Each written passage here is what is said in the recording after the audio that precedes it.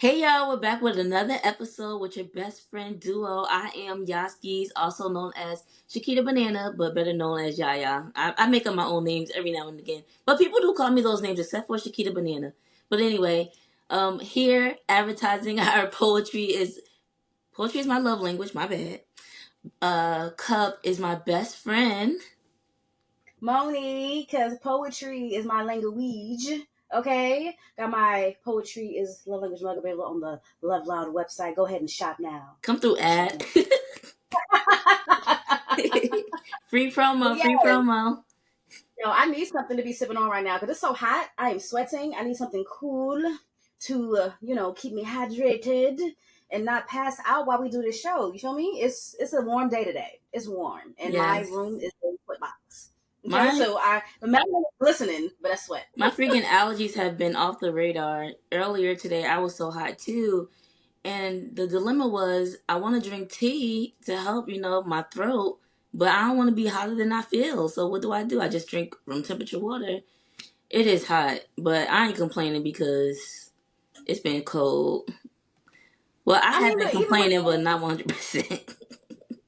but even with a little like ginger and lemon, like iced tea, that don't do nothing. I drank this. No. The tea that I had earlier was from Panera, so that's something.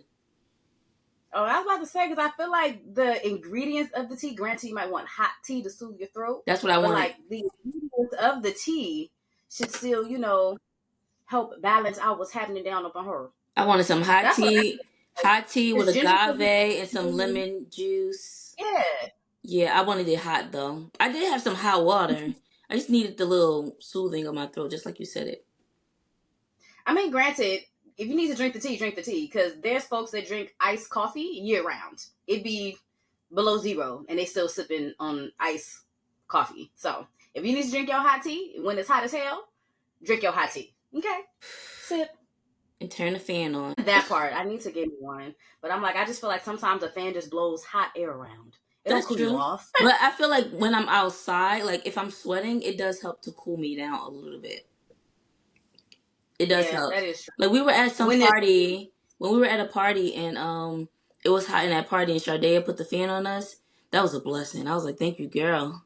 That fan felt so good. yeah, you'd be like, "Ooh, yes, this feels amazing." But Yes. yes, It feels amazing, but other than balls. hot and sweaty, I feel good. I knew that you would. Exactly. I feel good though. I've been on my spring break for the past week and some change, so the nice break away from work feels nice to me.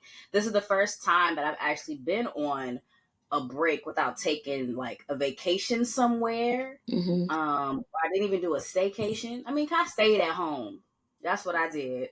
But I did make sure I relaxed a lot while in this element of relaxation and taking time away from work and focusing on myself and things that I want to do and taking time to journal and think and just redefine what relaxation was for myself and just try to see where I want the rest of my 2024 to go. What's going to happen? So just taking some insight on that. It was really, really nice. And honestly, just spending more time with myself. I did spend the time with a few people a few friends that I didn't get to see in a while, which was nice because we all work in education, so we all have our busy schedules. So when we all have a break and then we get an opportunity to hang out with each other, that's always nice. Hmm. But also too, I'm just grateful for the fact that I actually get these breaks because hey, being a teacher ain't for the weak. But I'm appreciative of the fact that I actually took the time to not go anywhere this time. At first I was like, damn, this is the first time I ain't going no vacation. I need to be on somebody's beach and somebody's hotel and somebody else's country. That's what I was. But then after a couple of days, I was like, this is actually really nice. It gave me some time to really thoroughly do some spring cleaning. I did a lot of washing, a lot of getting rid of some things, seeing what I can't fit, can't fit. Deciding if there's some things that I want to keep so it can be my motivation to squeeze into it later. I got back into a gym routine. It got me thinking about going back to meal prepping again because honestly, truly, I can say I am someone that has stopped grocery shopping. I just literally buy food when I'm hungry. So, and I did a cost, it sounds crazy, but I did a cost comparison Hmm. and it was about the same, if not a little cheaper. It was about the same, if not a little cheaper. especially with me being mindful of what I'm actually eating. But it did get me back into thinking about like being more health conscious and what I am putting into my body, and just doing more meal prepping to make sure that I'm being mindful of my portions more so. But it got me thinking about that. And I took some time to get back into doing what we promised that we were going to do. I not only went to an open mic, I went to two, and I'm thinking about going to another. Okay. So I'm actually very proud of myself.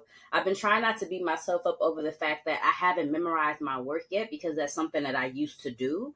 But just being in the element and doing the thing that I said I was going to do and not backing out, it feels nice. And being able to meet new people and network and feel the vibe of different types of open mics, it's really, really, really, really dope. So I'm proud of myself of getting back on stage, sharing my art. In each open mic, I did two different pieces.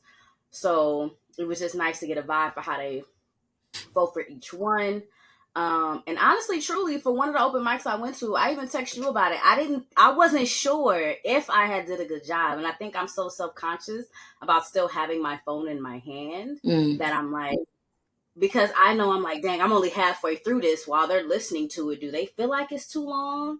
So, but after I finish and the feedback of like, oh, you did a great job. That was superb. That was amazing. Like, I'm just like, okay, I'm in my head too much about it. Yeah. I just need to continue doing the thing. And once I'm ready to let go of the phone, it'll come naturally for me, because it's not like I've never been able to memorize my work before. It's Hmm. just a matter of time getting back into my element and being able to do it again. It's just been a long time.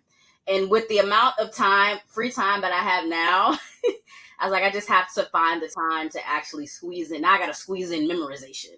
So I'm going to start recording myself, listening to my own voice as a way of repetition for me to listen to help me memorize it. That's what I'm going to start doing. That's a way to squeeze in that time. Like, listen to my favorite song or a podcast, just listening to my own voice. Maybe listen before I go to bed, listen on my way to work, listen during my lunch break, so that I help with me remembering.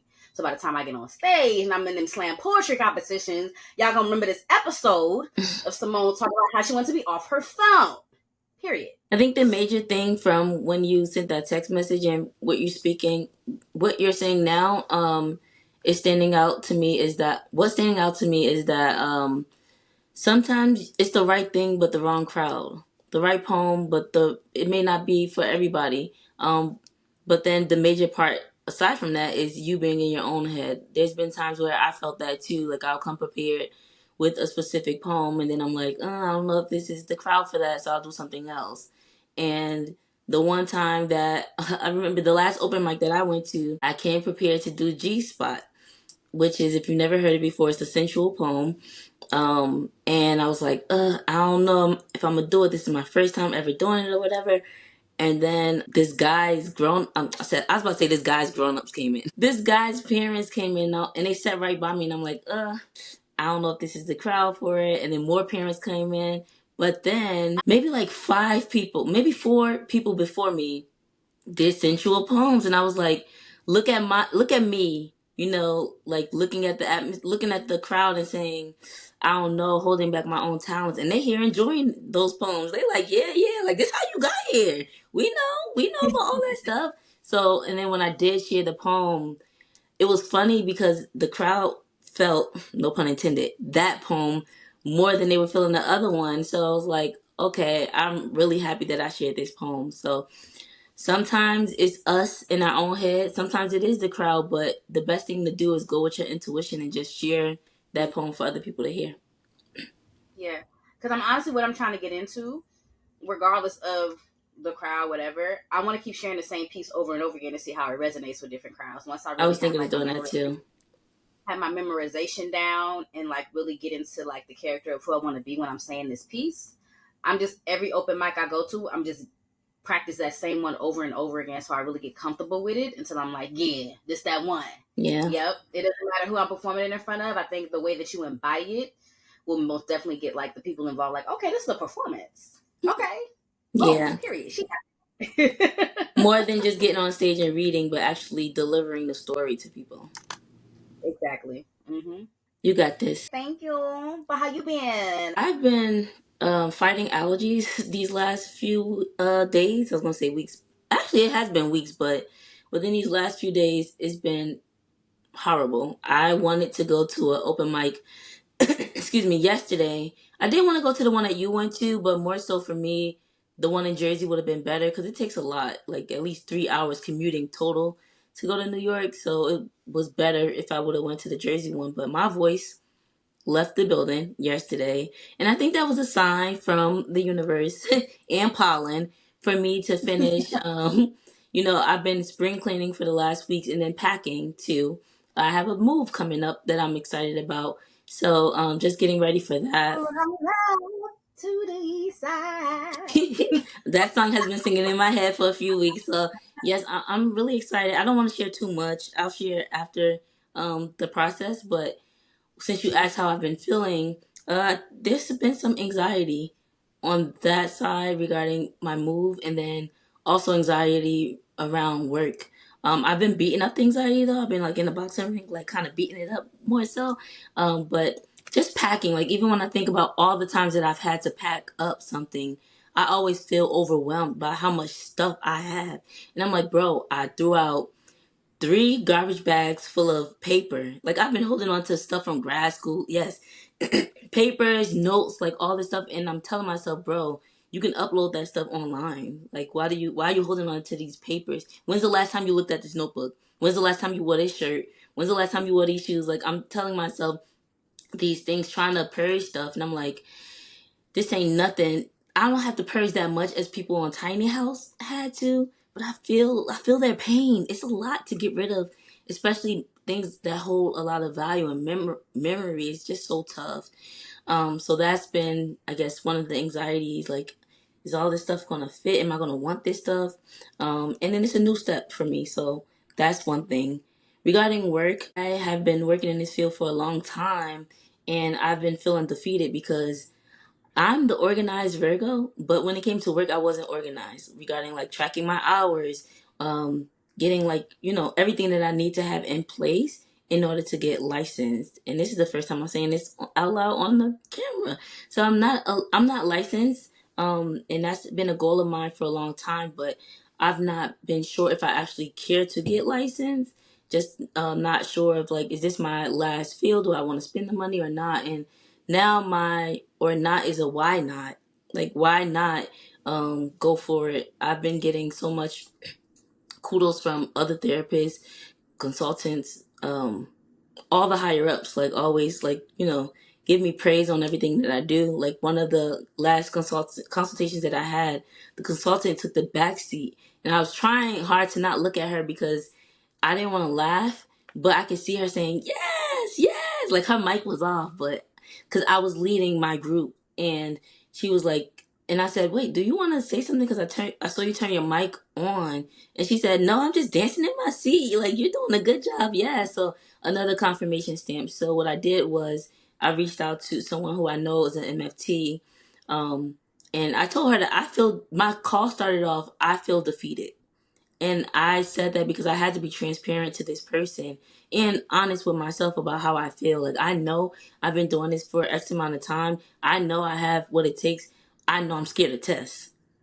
And I know Yep. like all these things or whatever. So what, and I know I don't know if I want to stay in Jersey and New York forever. So what do I do? Like, how should I go about this? And she's like, you got what it takes. You just need the paperwork and the time to prove it. Just go for it. I don't think that you should not get your license. And if you do move, you can take that with you. Just like transfer it.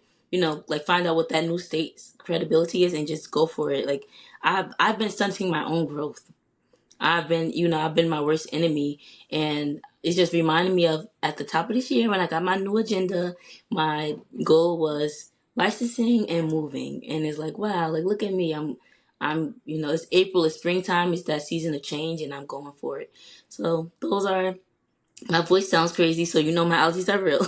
But aside from my allergies, that's what I've been going through, and I'm looking forward to this move being done and my allergies being clear, so I can get back to events. Because I've been actually invited to be featured at an event, and then I get messages. Like I got a DM from a place that I've not even heard from before, and I'm like, all these are falling on a day or like around the time of my move, and I'm like, but I trust that more opportunities are going to come. So The same things that you said, memorizing my poems. I've recorded the poems already, but I have to get it on my phone. It's on my laptop.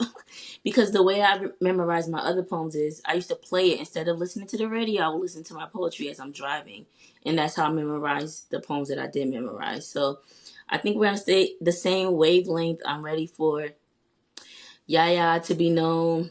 I'm ready for Monie to be known. I'm ready for LoveLoudd to be known for the art that we have written in our books. And that's it for my check-in. Yes, absolutely. I just want to touch on one thing too before we close it out. Like you said, like speaking of springtime, it's also like a season of growth, and I am proud of the fact that you're able to take accountability and like recognize, like, hey, I'm the one that's holding me back. It ain't nobody's fault but my own. Mm-hmm. Whether it had to do with anxiety or whether it had to do with like just like I'm not ready. I could wait, or whatever the reason may be. Just recognizing like it's because of me that these things have not happened. Yeah. And I've been in that boat before, and I'm pretty sure our listeners have been there too. Like the only person that can keep you from getting to where you want to be is yourself. Regardless of what anybody has to say about it, if one door closes, another one go open. Just because you can't get through that one not meant for you. Yeah. But it doesn't mean that what you want to do is not meant for you to do. It is just a matter of what route you're going to take to get there. That's it. That's it. That's all. What's your story? Mm-hmm. That's all it is. So yes, I Yes. am very proud of you, of your growth and what you are doing moving forward. You know what I'm saying? Yeah. Like big things coming, big things popping, little things stopping. Like type of tea I said or something like that. Yeah. Big things popping Stopping and and little love things things. stopping. Hey. Ball and the suckers losing out of option. Something like that. That's what I'm saying. Whatever T.I. said, that's what kind of time we on. Yes. Okay, girl. Well, thanks for checking in with me. I'm about to use my comb to scratch my head. I can't help it. I know I'm Go ahead, and while emotional. you stretch your hair, girl, I'm gonna go ahead and get into the rundown for episode 6. So Okay. scratch away, baby. So we just did the check-in and then going into the icebreaker for the rundown. We are going to be playing a guessing game. Yaya and I will be giving each other a noun of some sort, and we got 10 questions, just 10, to try to figure out what it is. So let's see who's gonna win that game. Because you know, icebreaker is how we met, and I feel like I still need my rematch. Then going on into Sweet 223, you're going to be hearing from Yaskis, Miss Shakita Banana herself, hitting us with some poetry. Is it new? Is it old? You gotta tune in to find out. Then in the caf, we have a very special guest, the influencer herself. Okay, we got Hopeless, Fro, Matic, Imani Williams, also a CAU alumni, coming through to talk about her experience as an influencer, the good, the bad, the better, and the thing that she's enjoyed about it. Y'all need to tune in for that conversation. It was so good. It was so in depth, especially for y'all that are interested in like creating content and understanding like who you are as a person. Gems drop the whole segment. So make sure you are tuned in for that. Then heading on over to the dorm story segment, we're going to be discussing about a little bit of cyber stalking. Okay, how you can't recognize it, and of course we need to do our best to try to avoid it. But hey, it is what it is. And we're going to talk about cyber stalking and to make sure that we stay safe online. And then, of course, if you stay tuned in all the way to the end, we have announcements. There's always something going on with LoveLoudd. So stay tuned in so you know what's going on. Yes. Blank. What's good? Let me get my little mug because, you know, it's ad season. Poetry is my love We're language. growing in sales. It's spring. Get yourself a poetry is my love language mug. Yes. Amen. Amen. All right, girl. We can head on to the icebreaker now. I still don't have a theme song. We don't have no theme song. Ooh, but what we do have, Are you we gonna? don't have anything. You was about I to try tried to to break play a some sound ice? effect. But it didn't work. Oh, No, I tried to play a sound effect, but it didn't work. All right, we'll try it next time. okay. Moving on. Moving on. It's time to break the ice on the mic. Hee hee. We're getting close to something. I wasn't sure what was happening, but we're It's time getting to break close the to ice something. on the mic. Yeah, yeah. All right, y'all. Welcome to our icebreaker segment with your besties. We're gonna play this guessing game here. So Moni and I both have a noun in our head, and we're gonna try to get through this as fast as we can because Moni is hot. Okay, so I have I a. She's beautiful too, but I mean she's like literally temperature wise hot. will But I go. have a noun in my head, and Moni has to try to guess. She's gonna ask me 10 questions to try to guess what it is in my head. All right, so I have it in my head. Are you ready to ask me your I'm questions? ready. Let's go. Yes. Let's go, SpongeBob. Already and stuff. All right, go ahead. Is it a person, No. place, No. thing? Yes. Is it small? No. It's a thing that is not small. It's not small. That thing not small. Can I find it in the house? No. Too big for the house. That was 5. Will it take me places? Yeah. You're Is so it in the smart. air? Yes. You're so smart, girl. You're so A smart. plane? Is it a plane? Yes. Good job. Hey! I don't know how you did that. That was good. Woo, woo, Yes to this woo, woo. victory All right. dance. Woo, I'm All nervous. right. Yes. I did it in 8. Ugh. Ooh, all right. My turn. Is it a thing? Yes. Is it a hair product? No. Is it something that you can buy? Yes. That I can buy? Is it something that you can wear? No. Is it a device? Technically, no. No. I'm Technically, just saying no. no. I'm gonna say no. Oh, I don't want to play anymore. It's something that I Come could on. buy. It's a thing that I can buy. It's not a hair product. Is it something that mass media majors use? No. I mean, they could, I meant but for like mass media, like a light, a ring light. oh no, no, no, no, no. Dang, what is it? An umbrella? No. Is it a television? No, and that's 8. Oh, that was 8. Is it big? Yes. I got one more question. I know. I don't know what it is. It's a folding chair. Is it a folding chair? No, that Oh, is no, it's not a folding chair. what is it? I thought about It was a Alabama real car. quick. I was thinking about It was a Alabama. car. A It was car. Oh, really? yes. Oh, dang. We both thought about vehicles. I should have asked. Is it a Right. That's vehicle? how I was like. You was like, is it a device? Or did you say it's a device? So I was like, technically no. But when I Yeah, think of electric cars, that's a big ass device. it is a big device. Dang. Well, you won again, friend. Good job at the guessing game. I don't know how you got Yeah, that, I'm but like, that was good. Tesla is a device. That Tesla is a device. Tesla looks Okay. like a You gotta charge it. That's a device. Okay. really expensive one. Right. You gotta charge it. That's a device. Yes. Well, good job, friend, winning this game. Ooh, see, we gotta play this again one day. You gotta redeem yourself. That was hard. I like the music game. That's fun too. We can roll any of them back. That's Okay. true. It's our Different podcast. question. We can do Hey. whatever we like. Yeah. This podcast was brought to you by T.I. Is it though? We need sponsorship, by the way. So I mean, let's hit up Ti. What it is? What it do? What it is, Expeditiously. yo. Let's go. All right, you ready for our next segment? Yes, I am, baby. Let's go to Sweet 223. Hey, y'all. Welcome to our Sweet 223 segment, which is our poetry segment where I, Yaya, Unique, Yaskis, am going to share a poem for mine and Moni's second poetry book because poetry is my love language. Yes, yes, yes. Period. Yes. Simone Y'all is see it? advertising the mug again. I had to.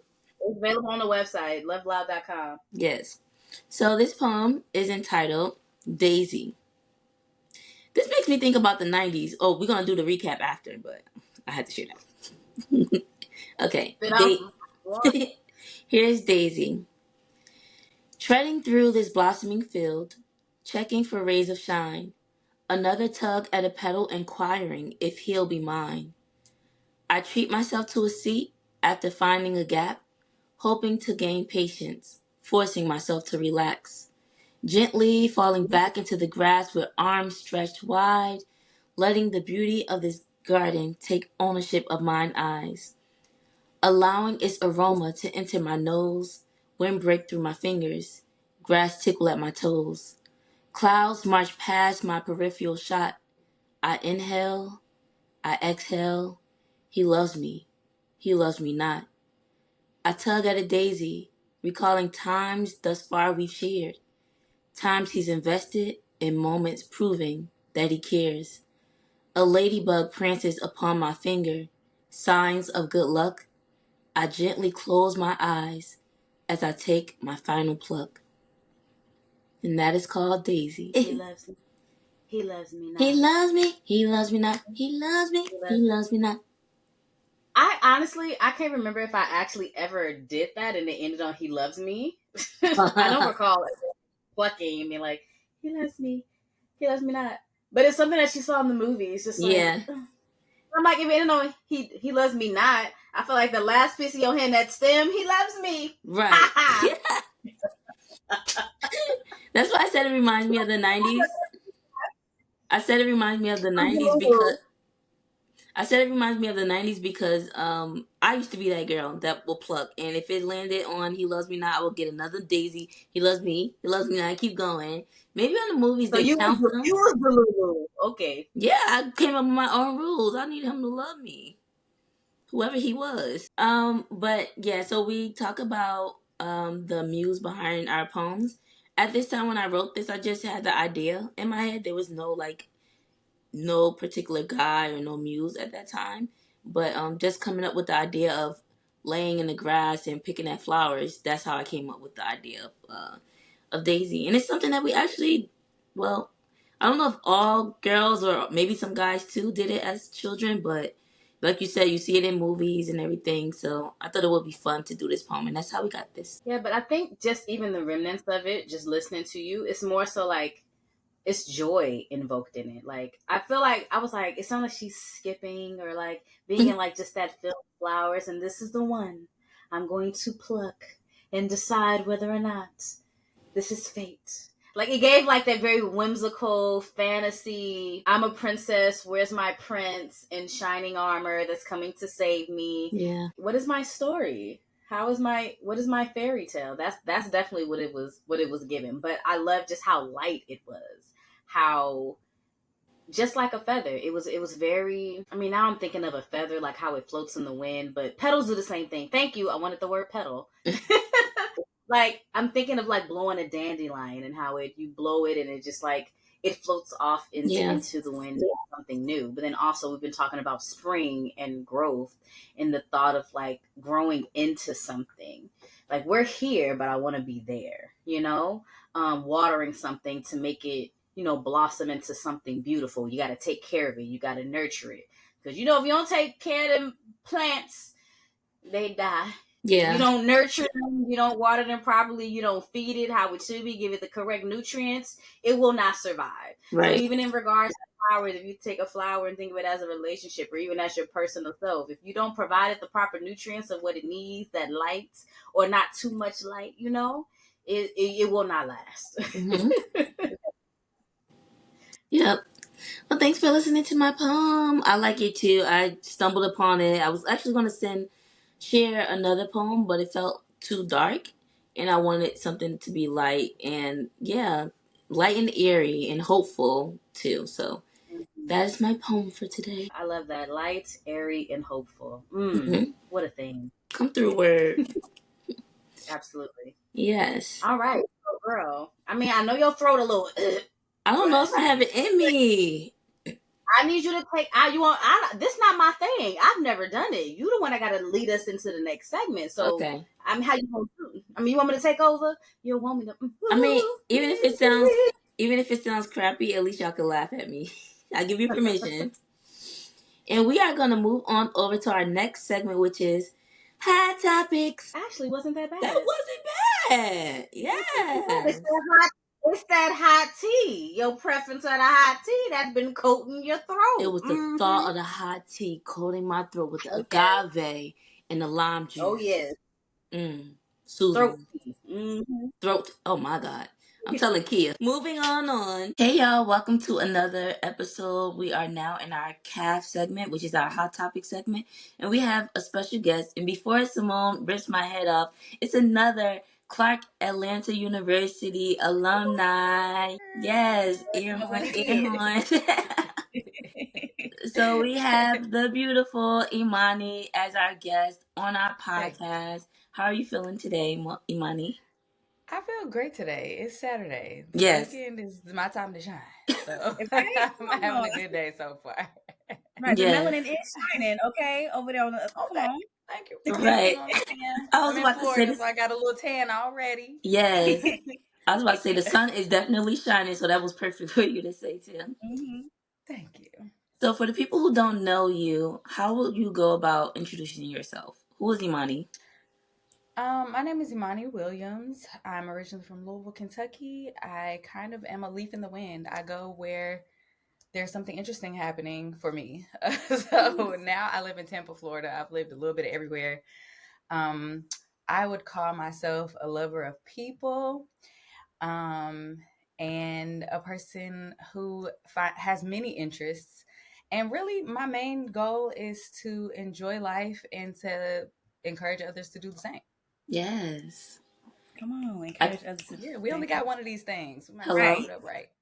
Look, You made me look think out. about Pocahontas, the leaf in the wind. I love that analogy that you gave. I just go. You know what Yes. I'm saying? So, people who follow you on social media, you have the name of Hopeless Romantic. How did you come up with that name? I'm glad you asked. And I read your email, like the prep email, Mm-hmm. and I was like, you know what? It's been a while since I've had like explained any of this kind of stuff. Oh, nice. I I took on the name Hopeless Romantic in 2014.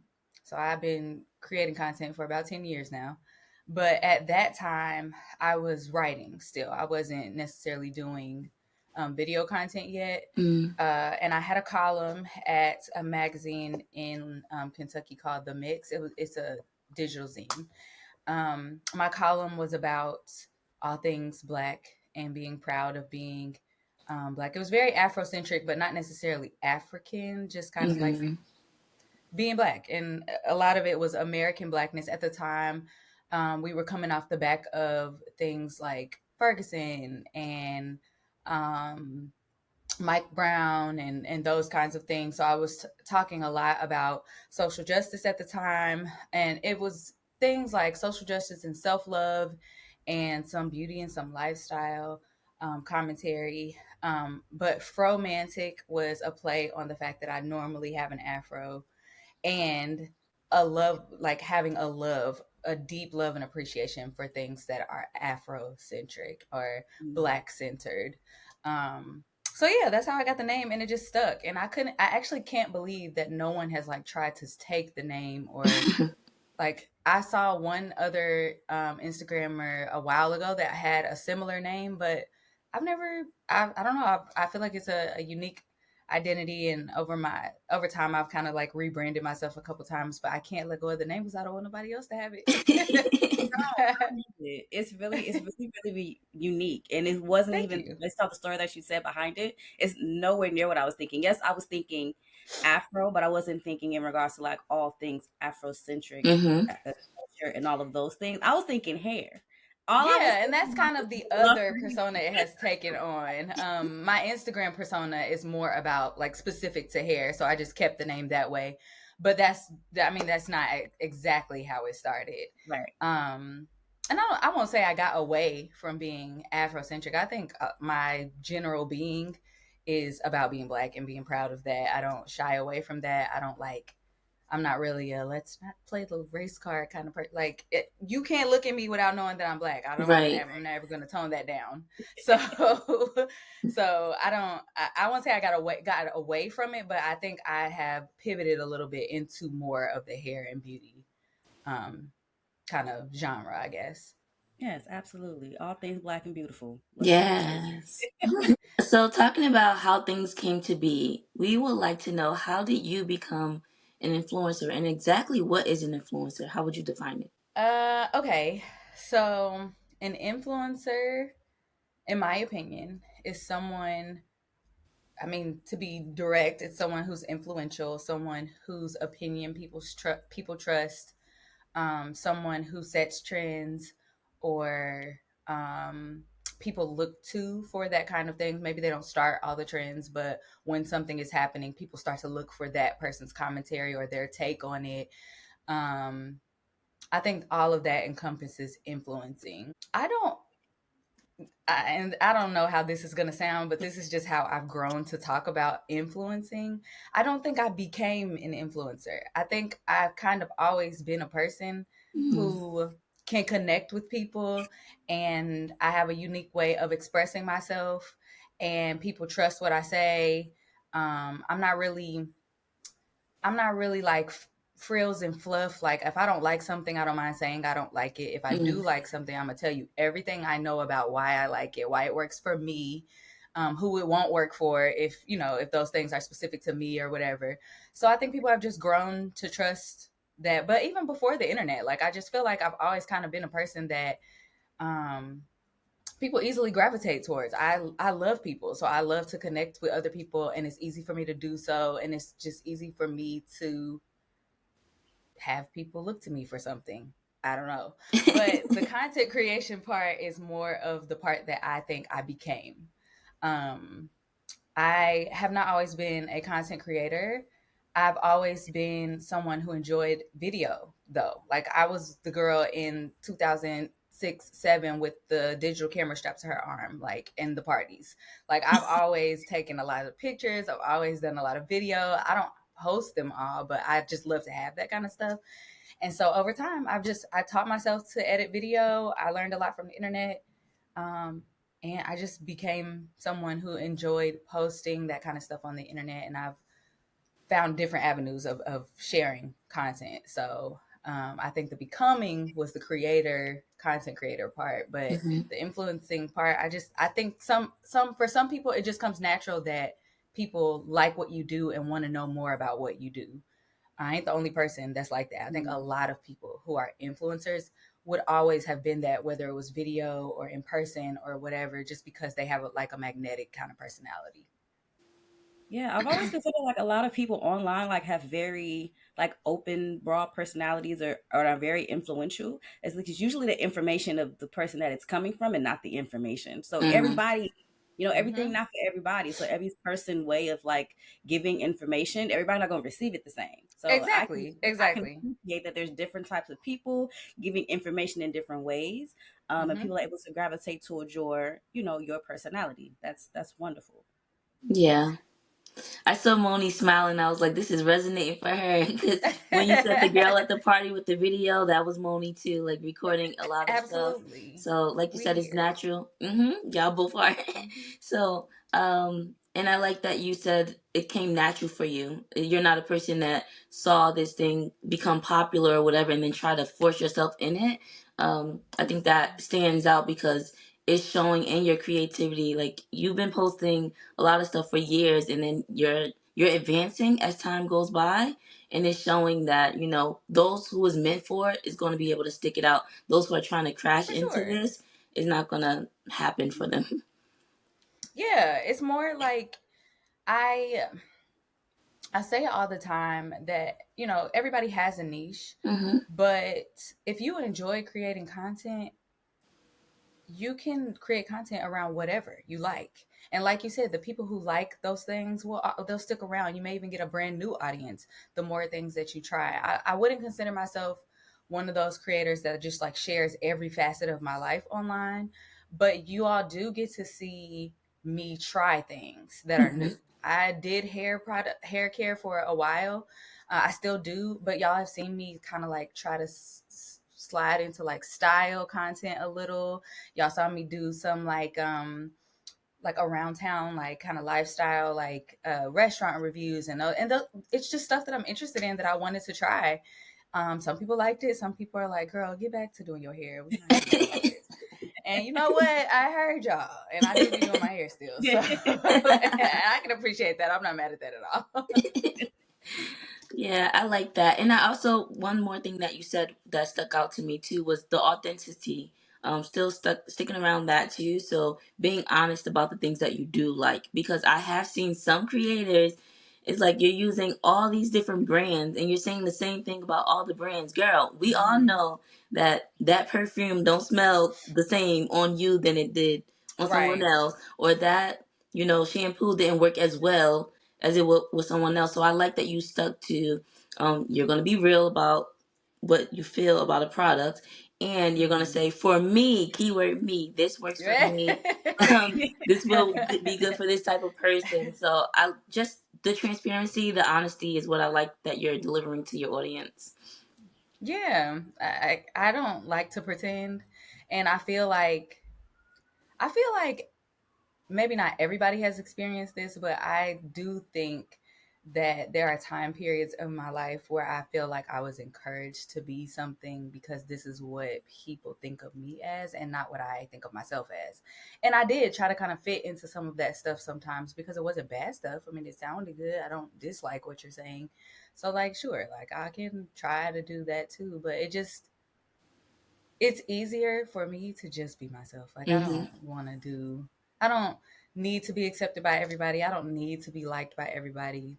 Thankfully, lots of people do like me, but people who don't like me, I don't try to convince them otherwise. Like it's okay if you don't like me. Everybody does not have to like me. It's Yes, okay. for sure. Absolutely. I mean, it comes with the. I think that that's a part of this that comes with being an influencer or a person in general. Like you don't Hmm. have to like me, and I'm okay with that. Like I'm here to give You the have to information. be okay with it. Yeah. What I can do about that? I'm not gonna. Truly, there really isn't. And if there is something you can always do about somebody not liking you, you do have to start asking yourself how authentic you're being to yourself. Yep. Because if you can make everyone like you, I don't know. I don't know. Right. I don't know. Yeah. Everybody didn't even like Jesus, and he's like the most, blameless person. So Yeah. you Hmm. have to have something that rubs people the wrong way sometimes. Like it's okay. It's Hmm. everybody just does not need to like you. It's not realistic to think you can appeal to everyone. True. Absolutely. Speaking of likes and dislikes, what are some advantages and disadvantages of being an influencer? Like on the medium that you are, like you said kind of earlier that everyone in some kind of way is an influencer. But for the means of Imani, I want to say Imani the brand. What is what are some advantages or disadvantages of being one? A big advantage is free stuff. I love free things. So I get gifted things all the time. And it's like, oh, you don't have to say if you like it or not, but it would be nice if you post something about it. And I'd be like, well, y'all said it was a gift. So don't make no extra work for me. But I always, I always at least say thank you or whatever I post. Because, someone sent me something and that cost money and I didn't have to pay for it. So I Hmm. appreciate that. I love that. I love being invited to events as well, like stuff that is kind of exclusive or whatever. I think that's really fun for somebody to be like, oh, somebody's launching this over here, and you get to go to it or preview this, and I'm like, oh, okay. I haven't gotten to do a lot of that yet this year, but that is probably one of my more favorite things is getting to go to like influencer events, or not even events that are influencer related, but just because people know me to be someone who, um, I guess, can offer uh, good feedback on like an experience I had or something like that. Like I get invited to stuff, and I think that's cool. I would say a disadvantage is that people feel this is like an advantage and a disadvantage at the same time. I Okay. think people feel very close to you in a way that is not realistic sometimes. And it can get a little uncomfortable. Mm. Like I share a lot of things online, like I said, but there are 24 hours in a day. Yeah, I don't see half of the stuff that I do in my life.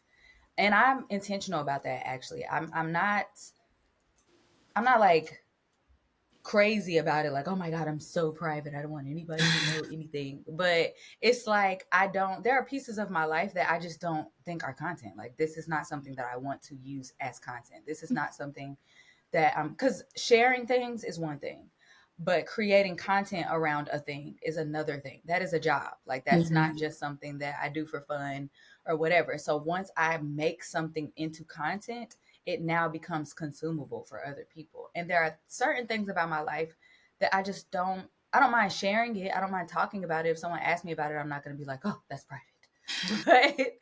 But I'm also not going to be like, let me make a video. Like, let me sit in front of a camera and make a video about this thing because it is. And there is nothing wrong with that. There's nothing wrong with that. I think people who are able to do that and want to share their life in that way, great. Nothing wrong with that at all. It's just certain things it's just a thing for me. And so the little that I do share that is personal makes people feel like they just know you or know things about you that are so private and like special. And that's cool because it Hmm. also makes people feel like they're friends, and you get to connect people on a different level. People trust you, like I said, for interviews or reviews and stuff. People share things with you that you wouldn't have known. Like complete strangers tell me their business all the time. I don't know what it is about me, but people do it all the time. And I listen because some people just be needing somebody to talk to. Yep. Hmm. But then sometimes people start talking about your life in a way that is too familiar. Like, babe, I've never met you off of this app. I don't know why you thought you could contribute that particular opinion or that piece of feedback, or I had like a guy on the internet, like a man from the internet. I do not know this man off of an app. I had said something about my romantic life or something, and he thought it was funny to be like, um, "Oh no, you're not allowed to post about men unless it's about me." I do Sir, not know you, who are you? and if I did know you, I wouldn't be posting about you. Like, don't ever like I have a specific disdain for when that happens with men. But like I don't like that kind of stuff. I don't like people getting too familiar. I don't like people giving me advice that I ain't asked for. Like I do Hmm. not like that kind of stuff. So I try to be polite, but I also sometimes have to remind people, I'm so sorry, but we do not know each other. Hmm. And I would appreciate it if you do not say those kinds of things to me. And that can I've get seen uncomfortable and weird too. I've seen it get weird for a lot of people on the internet, especially when they start getting a large following and people just Mm-hmm. thinking that they think that they know you based off what you post. But I only post so much. I post what I want you to see.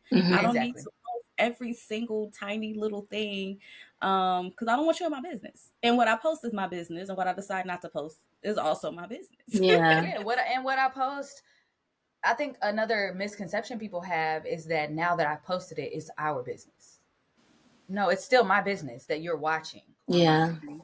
I've shared this thing with you, and now you have consumed it. You know about it. Maybe you have an opinion on it. You don't always have to share that opinion. It's not our business. It is my business that you saw.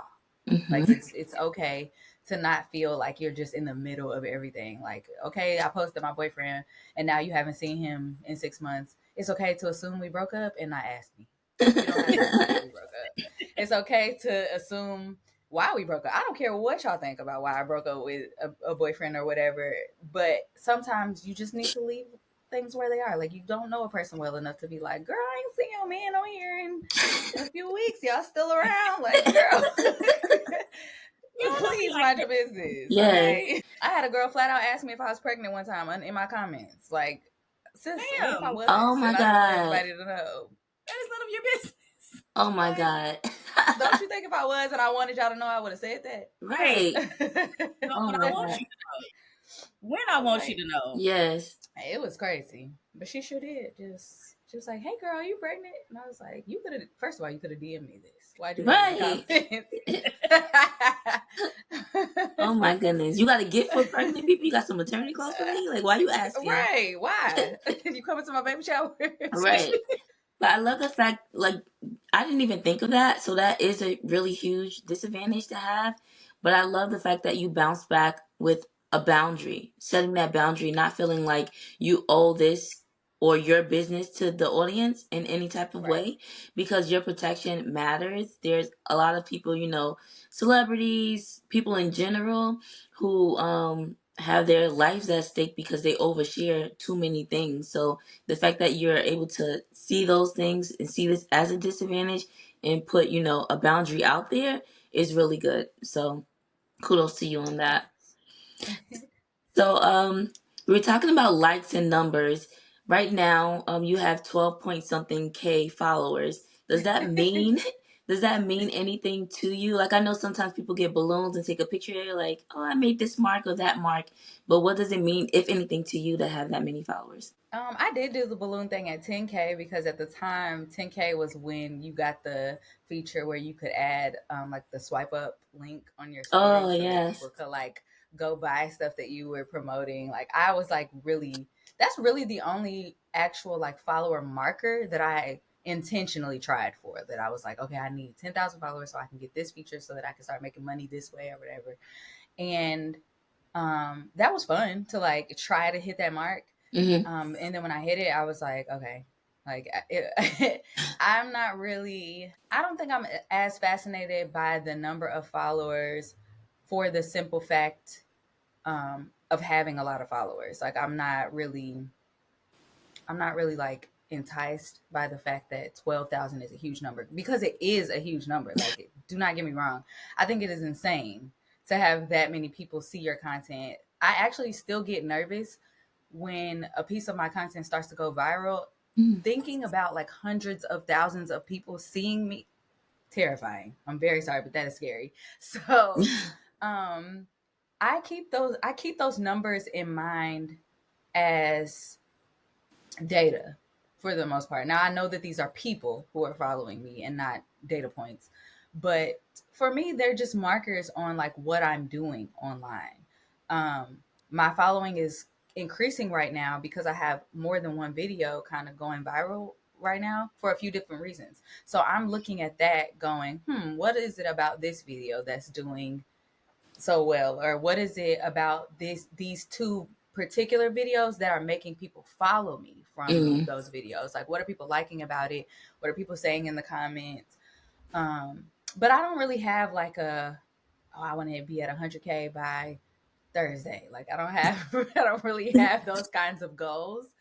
um just because I don't know. I just have never thought of like having a huge following as a goal for me. I like my content and enjoying the content and having people enjoy my content and be engaged with what I'm doing is more so my goal than the actual number of followers. But those numbers do get you a lot more perks. Like having a lot of followers, having passed a certain amount of like a specific number of followers, like you get a lot of stuff from doing that. So Mm-hmm. I completely understand when people do have those as goal markers.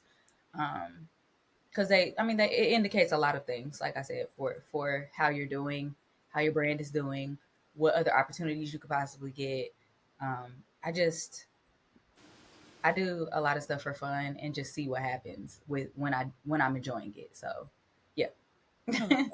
Now I'm wondering, like with the content that you post, have you noticed you have any issues with the algorithm? Like I often see Mhm. like content creators talking about how like their content isn't being seen, like or just in a way that this might have done so well for whatever reason. And this one, I thought this was great. Nobody saw it at all. What's the difference? Like, how can I compare and contrast this content that I created here to this? Is it because of something that people didn't want to see, or people didn't actually see it at all? Mm-hmm.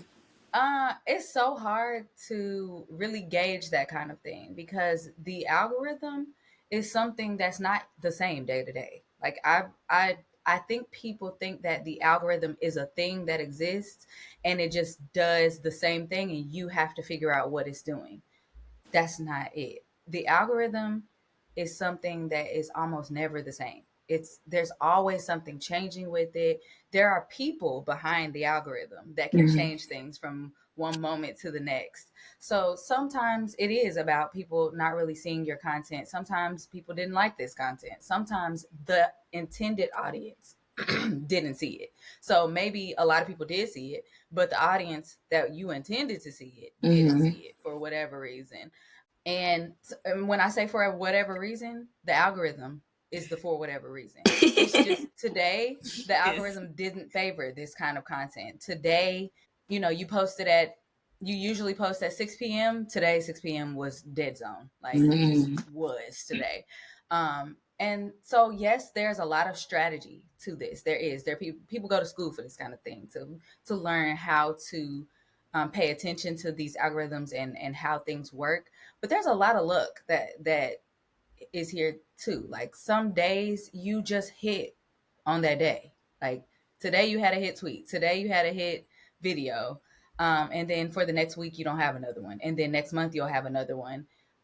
Maybe it's something you did differently. Maybe it's not. Maybe just today the algorithm was favoring this kind of content. Maybe you jumped on a trend at the very beginning and you just happened to take off. Mm-hmm. um, there's some of it is left up to chance, and you have to remind yourself of that so that you don't get too hard on yourself and wonder what you are doing wrong, or why people don't like you today, or well, this girl, she posted something similar and her content went crazy and mine didn't. Like, it's 9 times out of 10 it is not specifically about you, and then that one time that it might be about you, you can adjust. I'm What's definitely that? on the end because I'll never forget. Yeah, remember that video we posted? We was dancing in the grocery Yes. store. Yes. We didn't post it with the intention of like getting a lot of love for it or anything. But it was like, why are so many people liking this random thing? Yeah. But Yeah. we did. We just posted it just because we thought it would be funny, not with the intention of getting so many people to see it or like it. So that that was a That's how funny it happens moment. for me a lot of the time too. Like there's been a few times where I just posted something because I thought it was funny. Like it was fun for me to do it. Mm-hmm. And I put my phone down after I post it, and I come back and I'm like, wait a minute, did somebody share this? Like, what Right. happened? And I'm like, oh, okay, people just like this. This is cool. Yeah. But I don't know why that many people saw it on that day. Like, I'm not sure. Mm-hmm. But I'm glad they did that day. Mm-hmm. And then other times I'm posting something and I'm like, I worked so hard on this. This is amazing. It has so much good information in it. People are going to love this. And I get 700 views. That's a lot of views in the grand scheme, but Yeah. not average wise for me. 700 views Mm-hmm. is, that's Right. nothing for Yeah. what my page can do. So you just kind of have to not get wrapped up in that kind of stuff. Post what you like, and then the Yes. people who also like it will find you eventually. Exactly. They'll come to you. They'll gravitate. Uh huh. Yep. And then that goes back to the authentically Imani. Like just keep it real, 100%. basically. Yeah. But Exactly. even with the content that Moni shared, I remember when that did go viral, it reminds me of what you were saying, Imani, which was it is kind of nerve wracking. Like, oh my God, all these people are liking my video, or all these people are It's watching or crazy. sharing. Like, it was a weird feeling. It felt good, like, oh, this is cool, people like it, but it was kind of weird at the same time. Like, what does this mean? Kind It's of the thing. reality of it. Like the reality of like the fun part of it is that this is the internet. It's online. There's always a chance that a lot of people are going to see what you did. But when you think about like the literal reality that if this video has 500,000 views, some of that is replay, but a lot of that is like hundreds of thousands of individual people. Mm-hmm. Like, so, and they know I exist now. That's so weird. Yeah. Like a bunch of strangers across the globe now know that I'm a person that exists in Florida. Like that's so weird. That is so crazy to me. In random places around the world, in every state, just random Mm-hmm. places. Every, Yeah, Yep. that is so crazy to me, and it never doesn't blow my mind. I'm always kind of weirded out by it, but also it's kind of cool. Like it is a cool thing that there's someone halfway across the globe that can know my name at some point Mm-hmm. at any given time. So that's pretty cool Yeah. sometimes, and other times it's terrifying. Yeah. The advantages and the disadvantages.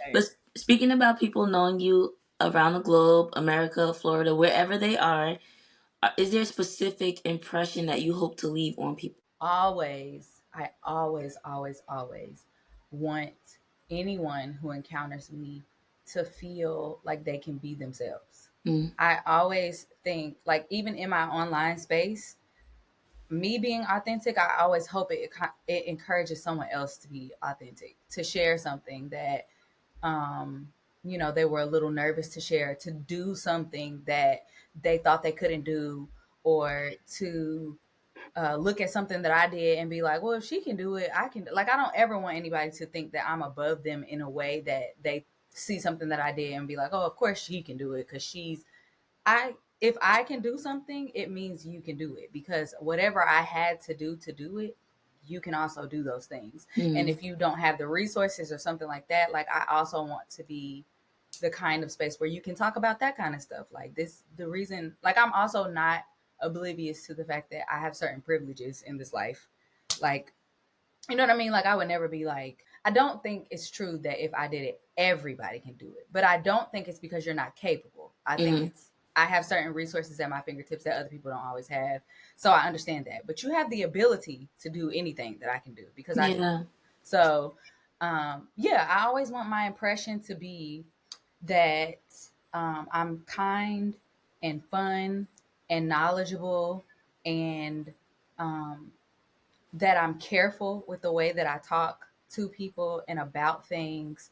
Um, I do have some strong opinions, but I never want to be the kind of person that just has strong opinions. Any strong opinion I have is built on something. I don't mind doing the reading. I'm good on Google. Like I'm quick to Google something. I do not know everything, and things that I don't know about, I be quiet until I learn about it. I'm not over talking nobody that actually has expertise in something. Like I want everybody to see me as that kind of person. Very sensible, very fun, um, inviting. Like I just want people to feel good about being themselves because I've made it safe to be yourself around me. Like, and I want you to go do that everywhere, even when it's not safe. Like, I want you to just be yourself because you feel that confident in doing so. Yes, absolutely. Come through, confidence. Making me Yes. feel confident just listening to you. Like, okay, Uh-huh. I can do this. Yeah, Let's yeah, go. all of that. So there may be some people who want to become an influencer or want to get out there. Are there any pointers that you have for them? Yes, don't overthink it. Mm, Um, be, I mean, you can be strategic, you can be intentional about what you're doing, but I think overthinking things does suck some of the authenticity out of certain things. Like, um, also, y'all, just whatever you have right now in your hands to start working on whatever it is, just use that.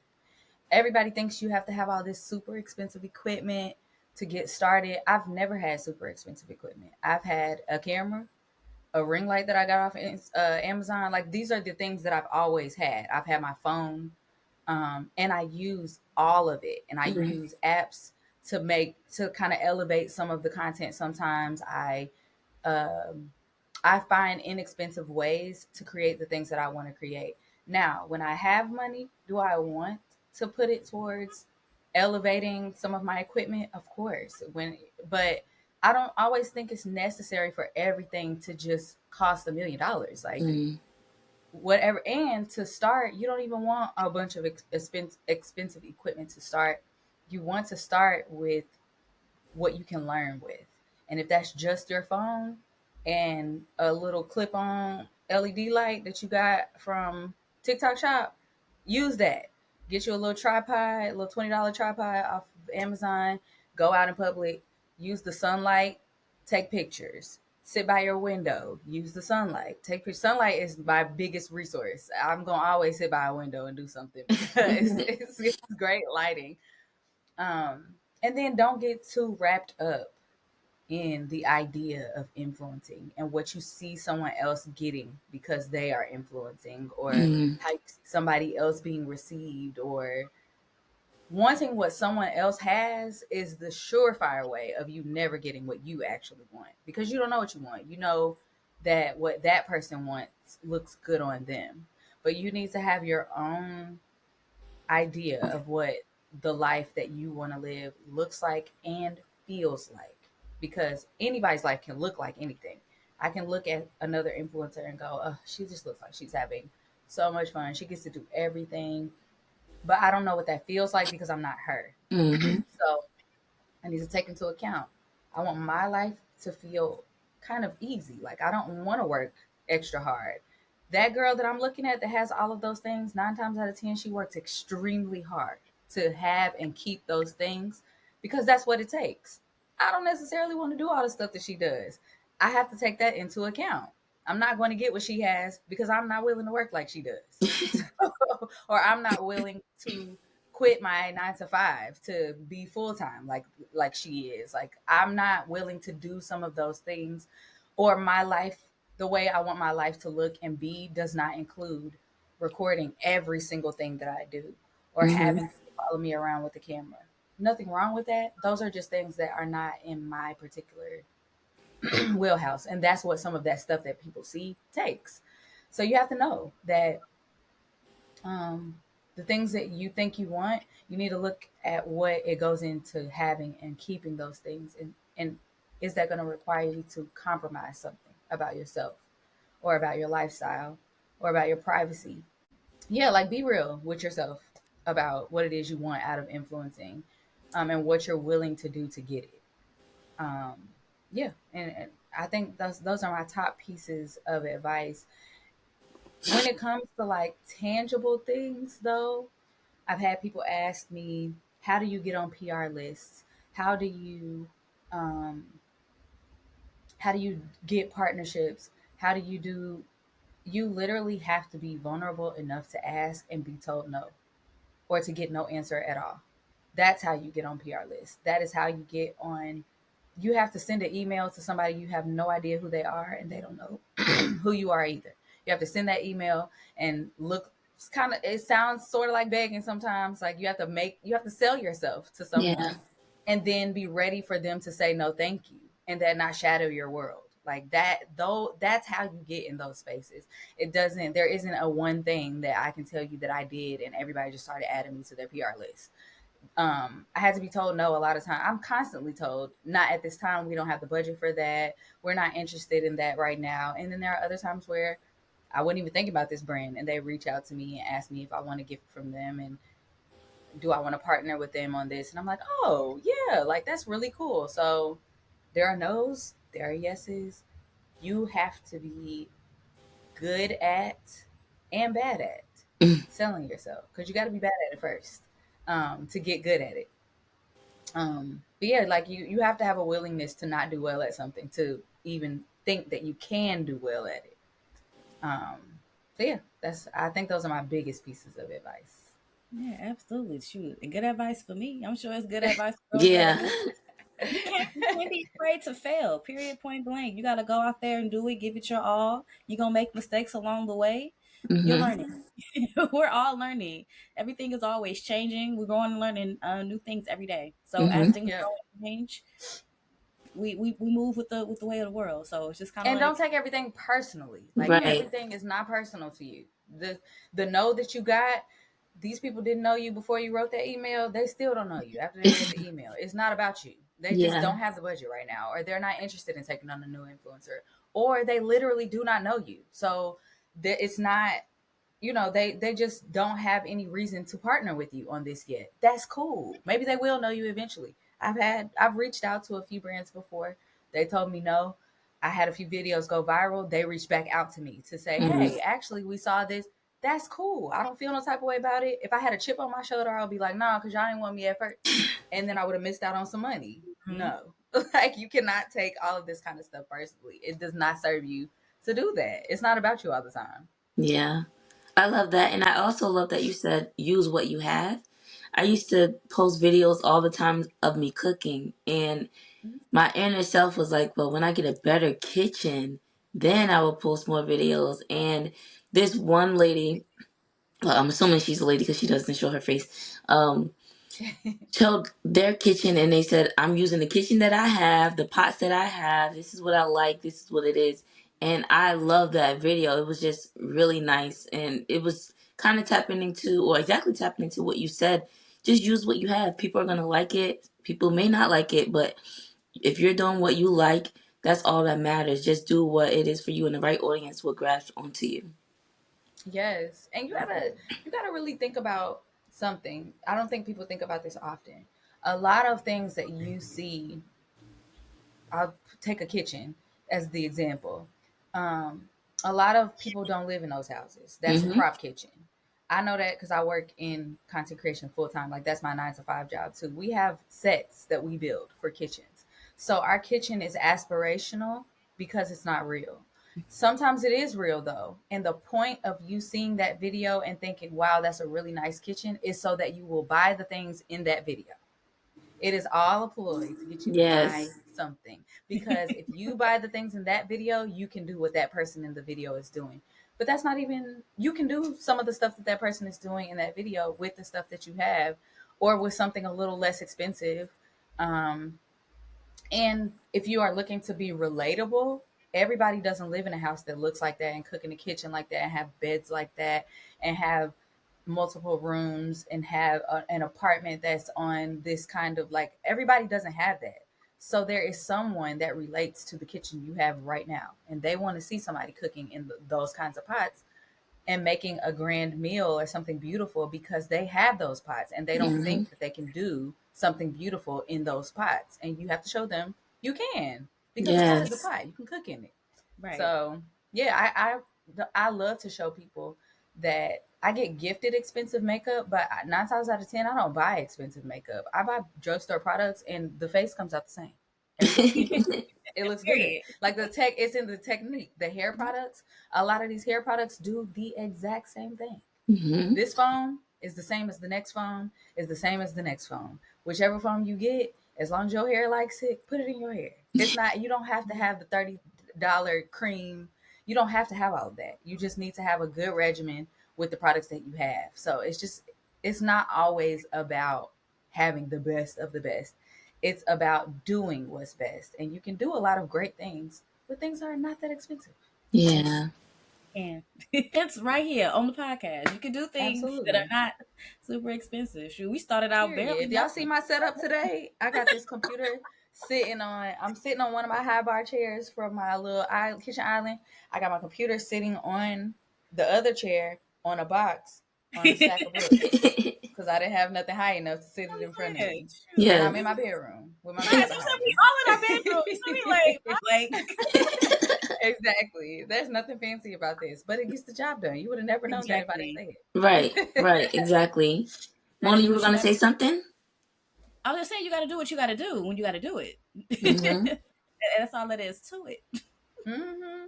So you were mentioning deals, Imani. We would like to know, are there any brands that you worked with that like made you really, really excited? Like, oh my God, I've always wanted to work with this brand, or they reached out to you and you're like, me? Like, you want to work with me? Are there any brand? Yeah, you're shaking your head. Yes. I'm not gonna lie. I am not one of those people that thinks that I'm just like everybody should know me. Like I don't. I know that I have a lot of followers and that a lot of people have seen my content. I don't know. I've never in my life thought that I'm just so famous or anything like that. So when any brand reaches out to me, my first, and I said I was gonna start a social media series called "How Do Y'all Know Me?" Because I be wanting to know, like, how did you find me? Yes. How did Giorgio Armani find my page to ask me to do makeup? Oh How wow. did like you know what I mean? Like how like a luxury brand. Like why is Mason Margiela sending me perfume? How do you know me? How did you who said this girl should get one of our products? Like that is so crazy to me. Every time it happens, I'm like, how do you people know my name? But it's cool every time. I don't know if I have a dream brand collab, but like the things that I use every day, I would love for them to know. Like I would love to do Dove campaigns. I would love to do Target campaigns. Mm, I would love to do some high end luxury stuff too, just because I like those things and I can't always afford it out of my own pockets, or it's not always wise to buy it because right. of my financial Right. whatever. But girl, if one of these luxury brands wanted to call me and ask me to wear their clothes or invite me to something, I would not turn it down. Like that sounds like a lot of fun. Yeah. Um, but I've done things like again, like some of the luxury skincare or makeup brands or even hair care lines that have reached out to me. I'm always like, wow, that is really cool. Like I don't take anything lightly. None of this is like, of course they wanted to work with me. I have never thought that ever. I'm always like, that's so cool. Thank y'all. And I try to do my best with whatever content I put out because people don't have to ask me to do anything. No one has to pay attention to what I'm doing. No one has to think that I'm amazing. So I appreciate when that does happen. Yeah, that's so cool. So again, for people who are listening, you kind of touched on it before, like just reaching out, and it's okay to get a no. A lot of no's may yield yeses later on. But is Mhm. there a particular way for people that are listening that they should reach out to brands? Do you recommend DMs? Do you recommend emails? Do you recommend them scheduling phone calls? I say, if you have noticed that a brand has seen your content, mention them in public first. Mention them. If Target likes your post, comment under and be like, thanks for the like, Target, so they know that you saw them. Hmm. DM them. I have DM brands before and asked who should I would say, hi, I noticed that you saw my video. Thank you for engaging with it.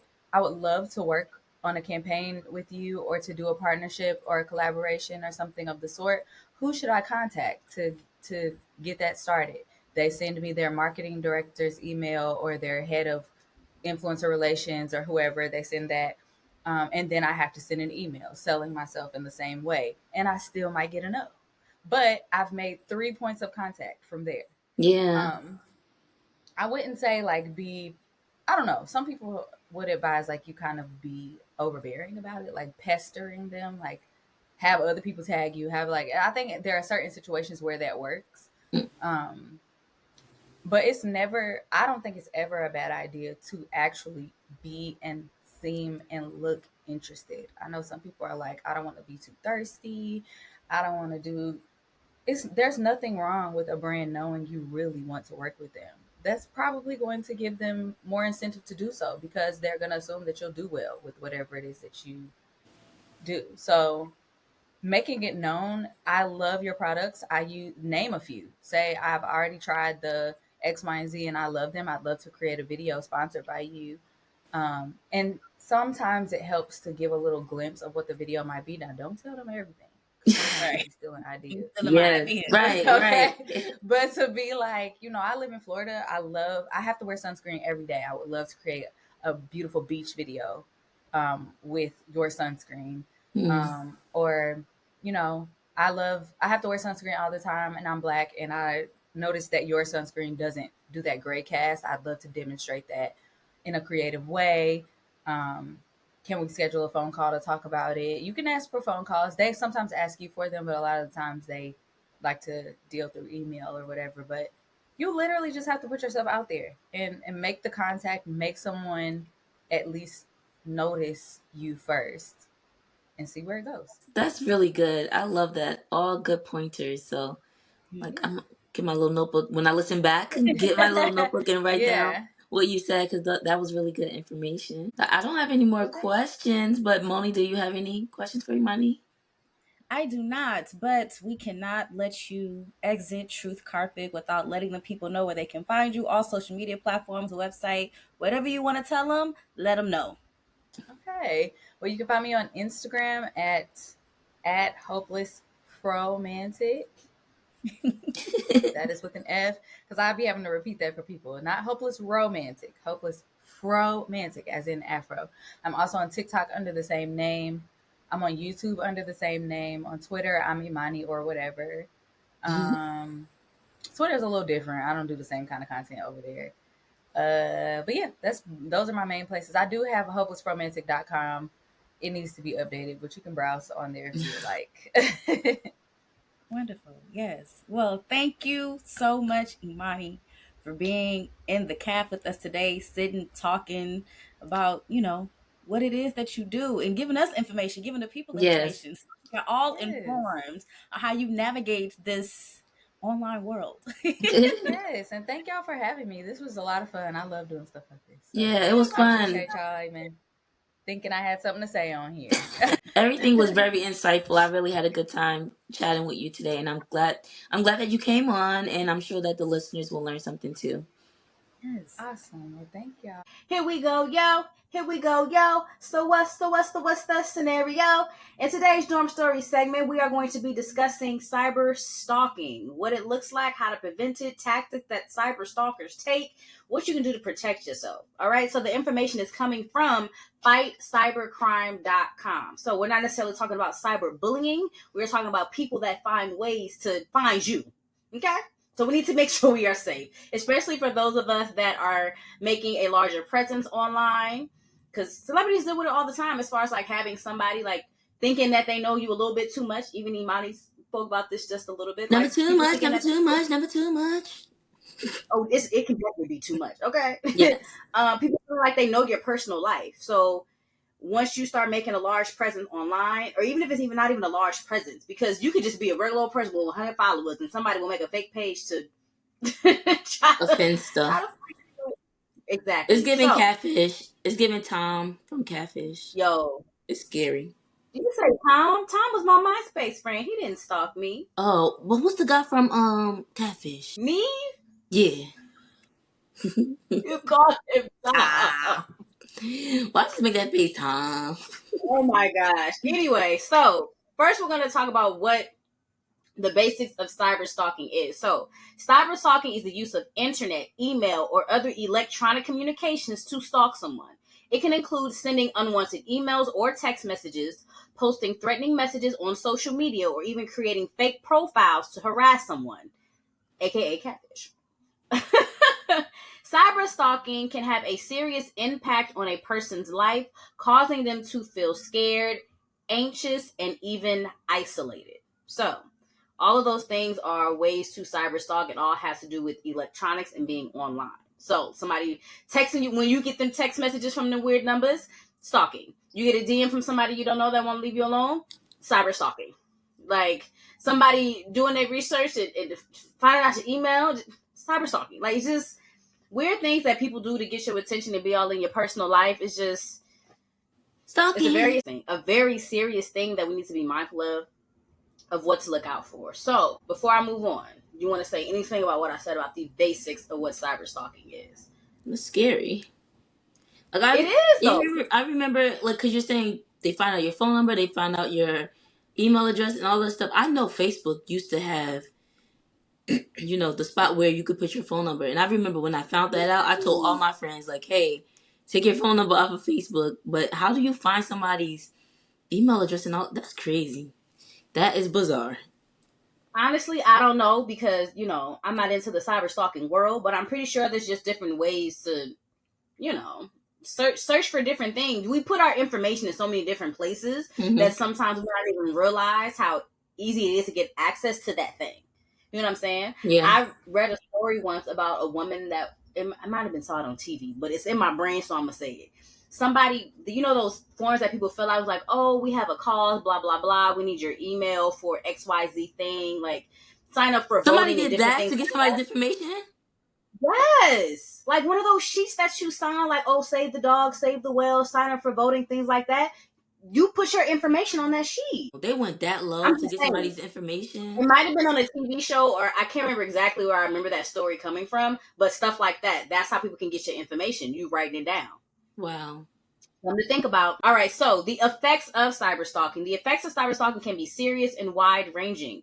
Victims of cyberstalking may experience depression, anxiety, low self-esteem, and social isolation. If left unchecked, cyberstalking can have a lasting impact on the victim's mental and emotional health. In extreme cases, it has been linked to suicide. And I think that is just very similar to the same thing as cyberbullying. Somebody that's constantly bothering you, and some people just don't know how to handle it or deal with it, don't tell anybody about it. I'm pretty sure there may have been some cases where someone may have reported it, but it may not have been enough for them to be like, what can we do?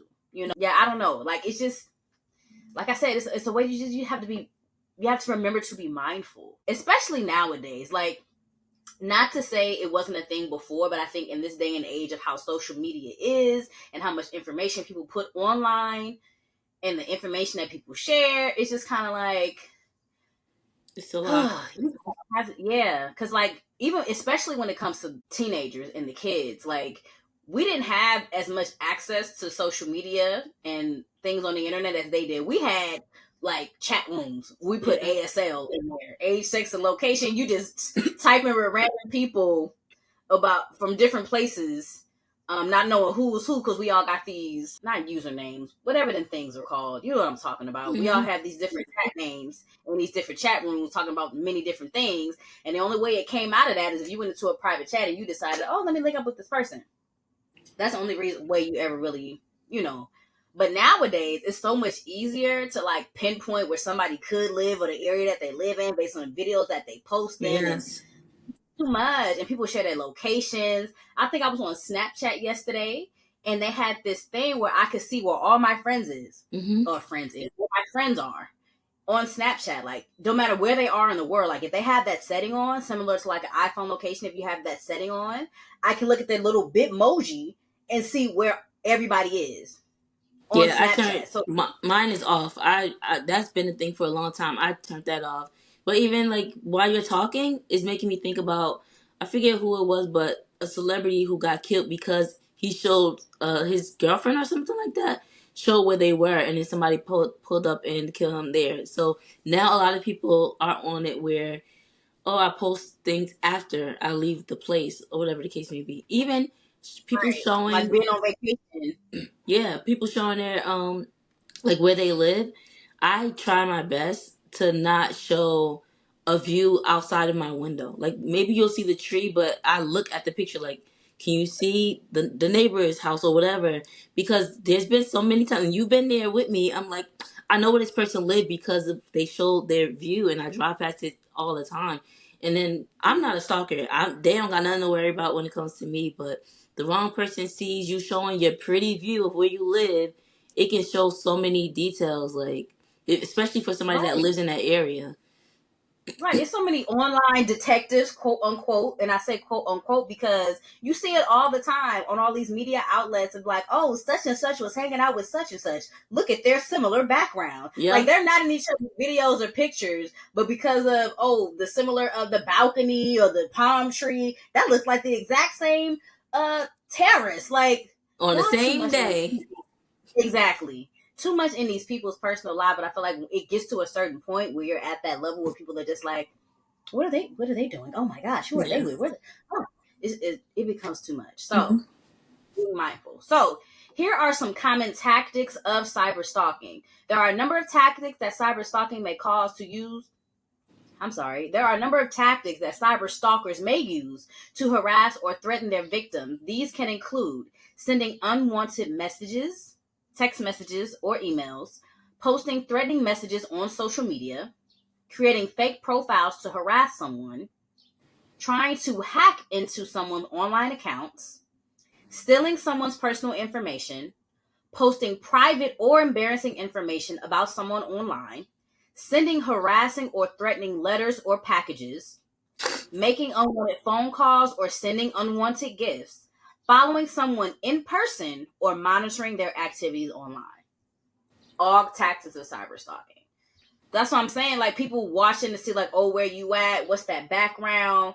Or you post so much, they know that you frequent this place every day. Oh, well, every Yeah. day at 9 a.m., he posting that he here. Right. Now they know your routine.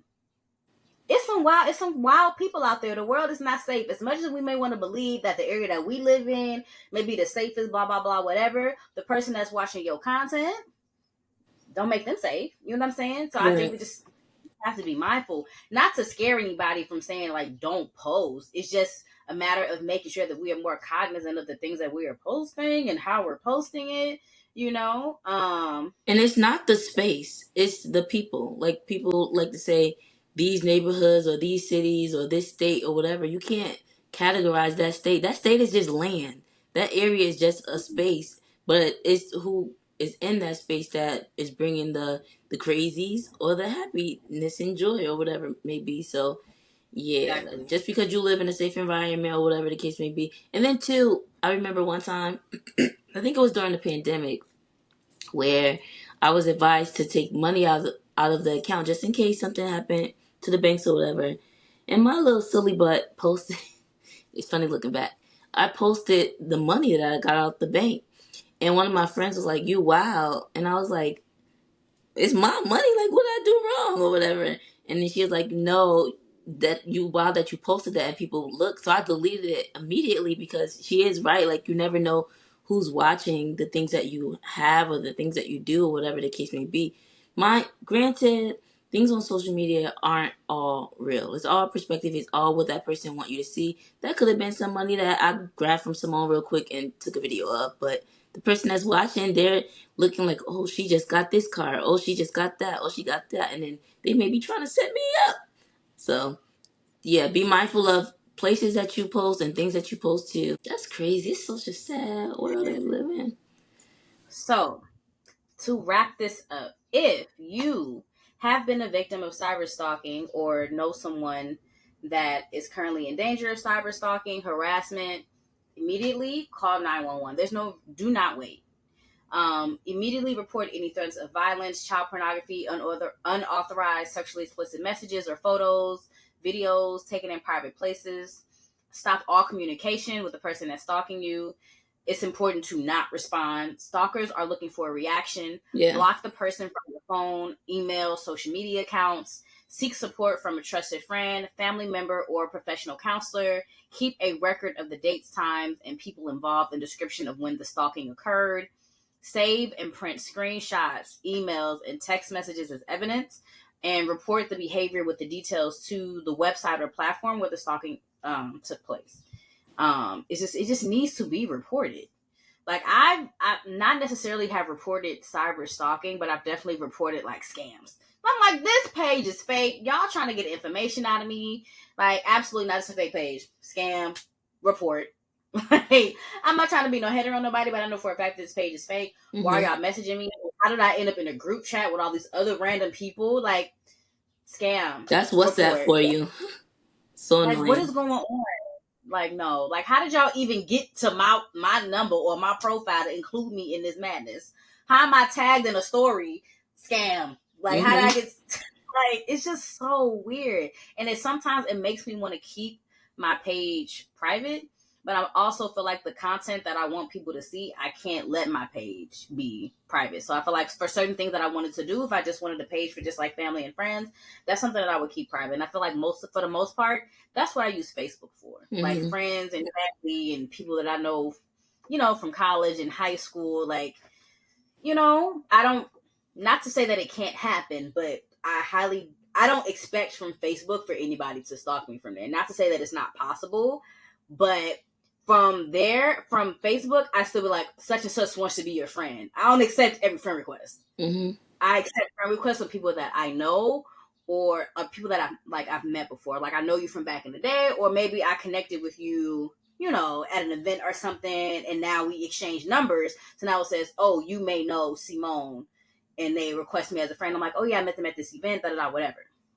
Other than that, that's why I don't think it could happen, but never say never. As opposed to Instagram, where my page is public, and whoever wants to follow me, they follow me. And if I have somebody that ends up following me, where I'm like, you look a little sketch, report. Like that's I immediately I can see consistently like who's following me, who's commenting and doing or sending me messages, doing weird stuff. Report. Hmm. I don't have time for that. I don't need time for the drama of the bull. No, thank you. I'll just say that for me, no one's exempt. Like same thing regarding Facebook. I'll befriend you if we met before, we're friends. Like if I actually had contact with you. But unfortunately, a lot of times when things happen, it's from the people that you know or people that you're closest with. So even if somebody that I know or am close with, they're not exempt from that block button. They're not exempt from me reporting them or anything like that. I've been becoming the friend of the block button, whether it's my phone, like calls, text messages, whatever the case may be, social media, anything. I'm not playing with it. There's been a lot of times on Twitter where, especially when the presidential election was going on, and the other side of people were like trying to cyberbullying us online, and it made me feel really uncomfortable. And I confided in a friend at that time, and he was like, don't worry about them. They ain't got nothing better to do with themselves. Because I was really letting those tweets get to me, reacting and everything. Then I had to take a deep breath. This person has Twitter fingers, bro. Like, they have Twitter fingers. The Abby is not even a picture of them. And I look at their page and they're just going against everybody who has something to say about this topic or something close to it. So I have to look at myself and then take myself away from it to protect my energy, because I was putting a lot of energy into this and it was really messing up my day. Um, so in regards to Twitter and then just Instagram, if it looks like a scam page, I'm blocking it immediately. Or anything that I don't know. Phone calls too, like I don't say my name. Hey, this is Yaya, or hey, when they say, can I speak with Yaya? Like I'm careful about that too, because it's just so much. But last thing I remember, when I was on the dating sites, and this was a long time ago, I had matched with this guy, and immediately he wanted to exchange numbers, and I'm like, I don't do the numbers, but I made up a Google Talk for the person, and we were chatting Mm-hmm. on there, and he was just so pressed on. I can't remember the details because it's long ago, but I think he was pressed on like WhatsApp or something. I'm like, why? Like, why does it matter? And then two, can we talk? Like, I don't feel comfortable texting so much with a stranger. Like, if I don't talk to you, I don't feel like we're connecting in any type of way. And it just made me feel like this man is in another country trying to get money from me, and like That trying to get part. over here or something like that. Like, nah, this is skeptical. So I don't know what the ends was, because I just ended up blocking and cutting that off. I cut people off immediately. It don't take me long. But anyway, back to what I was saying. Follow your intuition. Follow your gut of what's going on. Like, even I was listening to this radio show where they do quote unquote pranks on people, but it's to find out if somebody's cheating or something's going on sketchy. And there's story like this all the time where this lady was paying for this man to come back and forth like every other week to the United States from Haiti, and she was like wanting him to marry her and everything. And he's like, "Oh, baby, just be patient." Da, da, da. Lo and behold, he had a fiance at home in Haiti. You just got to be careful and use your Yeah, we'll do a marbles whole with episode things. on that. Whole 90-day fiance, blah blah blah. Out the Yeah, country, ain't a real person, making that's an excuses. experience that I don't want at all. But yeah, that connects to the whole stalkering thing too. Like just you just got to be careful and use your brain. If anything seems sketchy at all, use your marbles. But that is scary. Absolutely, I don't want to be cyber absolutely, stalked. exactly. I So, don't. y'all be safe out there. Like, be mindful of what you're doing online. Protect yourself online. Make sure you updating them passwords every so often so your page don't get hacked. I really had my Facebook page hacked before. Like I was taking a break from Facebook. Somebody texted me and said, "Oh, I see you back online." I said, "Online where?" They said, "You just posted on Facebook." I said, "No, I didn't." It's They said, "Yes, crazy. you did." I had to log in to see some random post. So I logged in and I changed my password immediately. That's So good. updating your privacy settings, like making sure you doing your updates and all of that, and being as mindful and cognizant as possible. Mhm. There's only so much we could do. We don't have control over the internet and people, but we have control over ourselves and the things that Right. we post on those. Well, thank you for that information. Absolutely. I thought it was, very, what's the word that I want? I'm always missing words. It's like, I mean, I'm not a dictionary, You so I hear ain't this, got every word. Ti? She don't know her words today. I'm not a dictionary, but I have some words. Okay. Okay. So, yes, I thought it was very relevant to our hot topic segment as far as like having an online presence. So, period, point blank. There we go. Yes. And now we're going to head on over into our announcement segment. It's time for announcements. It's time for announcements. It's time for announcements. It's time for announcements. I gotta go back, think about when I first started singing this song. I was like, when did I first started singing the announcement song? I have no idea. I don't I know if don't it was season remember. 2. When? I said I don't remember, but I remember I was like, Oh, I didn't like it at first, but then it got catchy. just stuck with it. You fell in love with my song. Yes. Well, dang, I can't believe we're on season 5. But anywho, for our season 5, episode 6, I was about to say podcast. Season's going by fast. I But anyway, know. continue. We want to give a special thanks to Imani, Hopeless Romantic, for being on our podcast. I've been wanting to have her on our podcast for a while, and I think I got more than I expected, more than I bargained for. It was like, even speaking with her, she gave more information. Like, as she was speaking, I had a question. It was like, girl, are you reading my head? Because she's giving. She's giving information.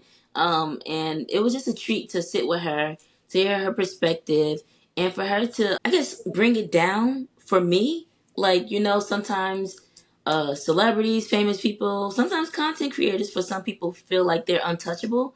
And it made it seem like you're touchable. Like, when she told us about how she had her setup and everything, that was really cool. Mm-hmm. And it kind of, not kind of, it instilled some hope into me. Like, I don't know if I'm going to go back to doing I'm Hungry, but if I did choose to do I'm Hungry, I just like the perspective that she gave. So, again, Mm-hmm. thank you, Imani, for being on our podcast.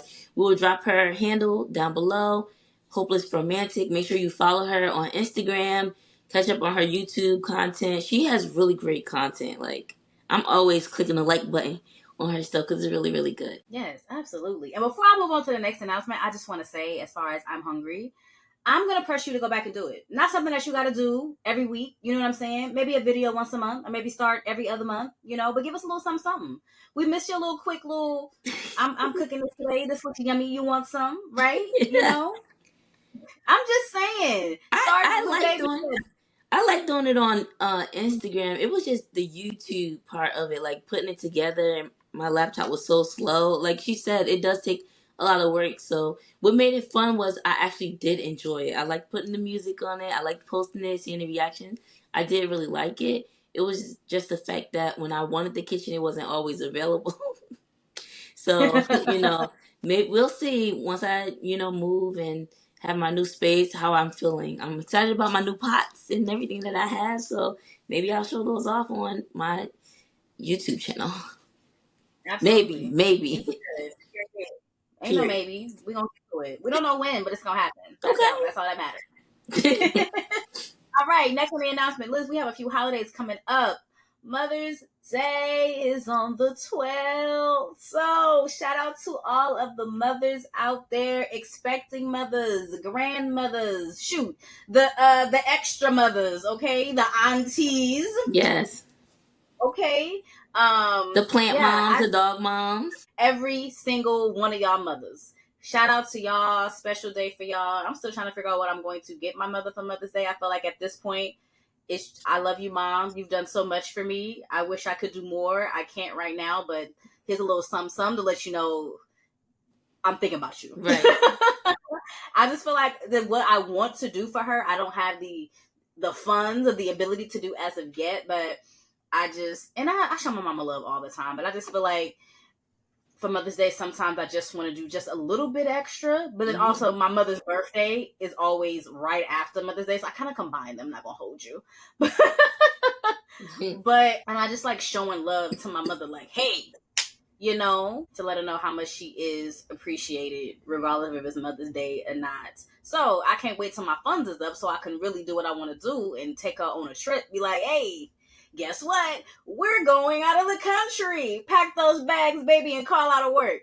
I would love to do that one day, but It could be a belated Mother's Day. right, Belated be Mother's related. Day. Anytime Just in general, I would because. love to take her on a trip one of these days.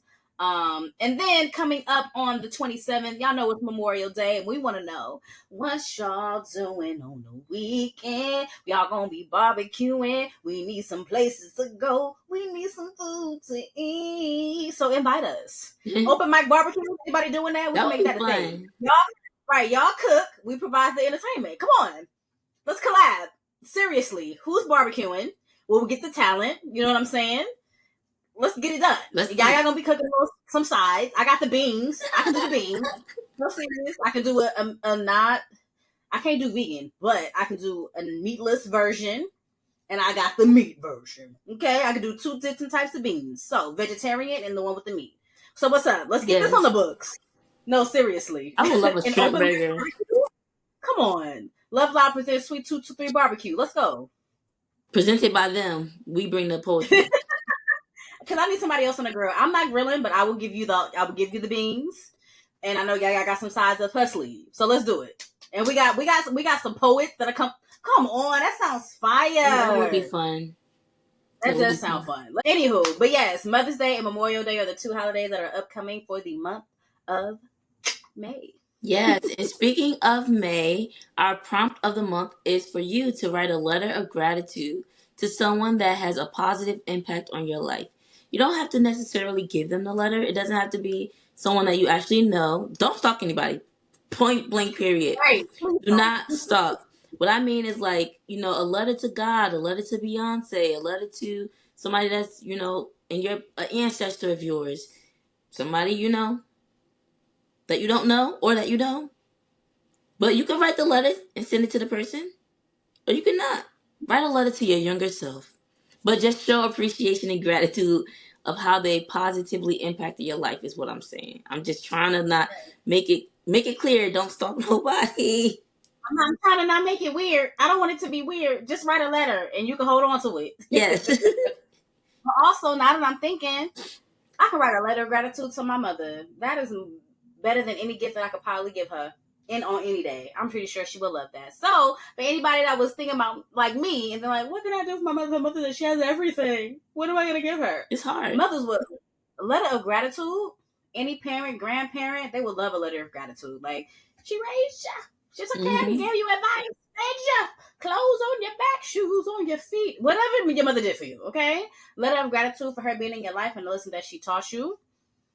That most definitely would be a wonderful gift to give. Oh, and make sure y'all are following us on social media, all platforms, okay?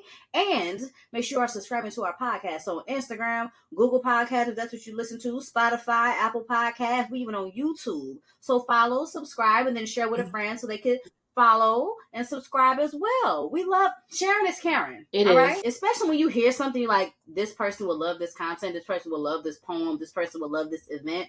Anything that we share, it behooves you to share with the next, okay? Please pass on the love, pass on the information, pass on Truth Carpet, Love Loud LLC. Mm-hmm.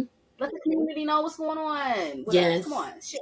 And talking about letting people know, thank you to all my friends and people that I met who give me verbal confirmation of the podcast episodes that they listen to, what they think of us. Kindly please put those on our YouTube comments, our Instagram page, wherever you can hear us, maybe Spotify or Apple Podcasts. You can leave reviews on those too, just so other people can get a glimpse of what other people think of our podcast. Because yeah, maybe they don't know us. A lot of this podcast stuff is word of mouth until it blows up, and your feedback helps us to grow and blossom like the daisy and the dandelions and the trees. Reaching out. Our Absolutely. roots are reaching. Yes, and our roots are expanding. Oh, lovely. Speaking of which, when we do blow up, you'll be like, "Oh, we knew them before. People love They to got say big." that. People love Yeah, to say that. you've been listening since day one. You've been riding and dying since before we was hosting live events at festivals and things. Come I better get through, on it right now. manifest. You better let them know. Shoot, Look at me, Monie. tell a friend to tell another friend that Truth Carpet Podcast is what you should be tuning into. Because when they blow Monie, up, don't be like, you saw me. what? I was like, What you do? Oh my god. Sorry, I was on the tour. What I was saying, I was giving eye contact to the people. Okay? Shoot. yes. And if you like Moni's Cup, if you're watching us, we do have a website, www.loveloud.com. That is www.loveloudd.com. You can purchase our mugs. We have more than one mug. We have t-shirts, sweatshirts, 3 books, 2 poetry books, and 1 self-help, and other things that you can buy on our website too. Shout out to people who supported us. If you're new to our podcast, if you didn't get anything yet, you can hop on our website. There may be a sale right now because sometimes Moni forget to take down the book bundle. So there may be a I do. sale. There may not Okay. be. But please support our Black owned business. And that is it for our announcements today. Do you have anything else you want to share?